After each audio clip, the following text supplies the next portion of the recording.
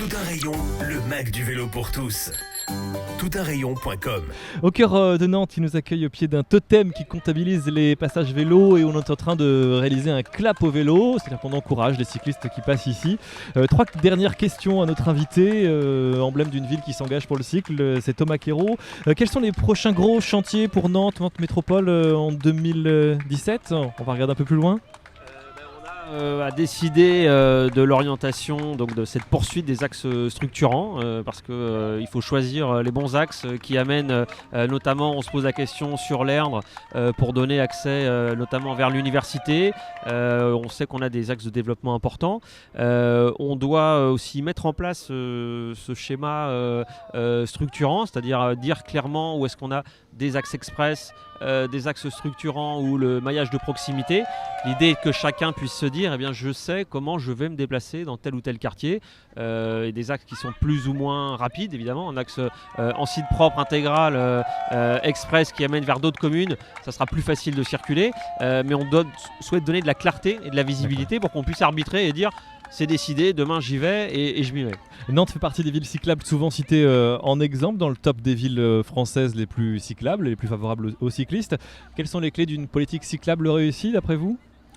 Je pense, d'une part, il y a les chiffres, effectivement, les progressions.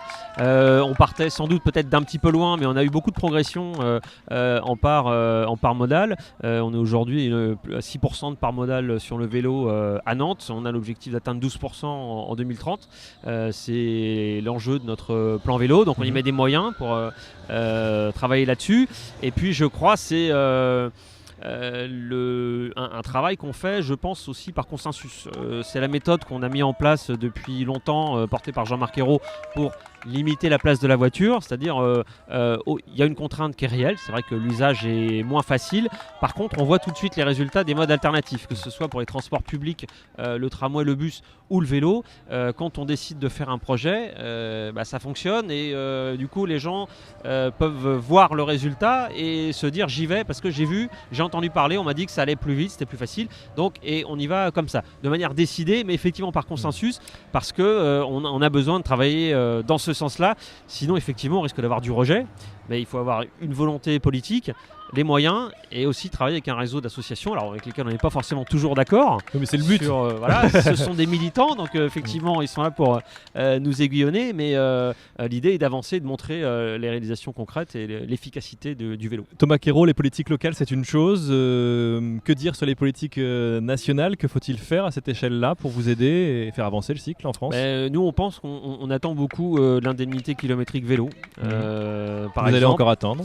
Voilà, mais on suit. On en avait parlé en début de saison, mais les débats nationaux là-dessus. Alors il y a une expérience notamment qui est menée, je crois que c'est au ministère de l'écologie sur la dimension de la fonction publique, parce que il y a là aussi des enjeux. Alors effectivement, on aurait pu avoir plus de montants pour que ce soit beaucoup plus incitatif, mais on pense qu'il y a là quelque chose d'important pour faire basculer.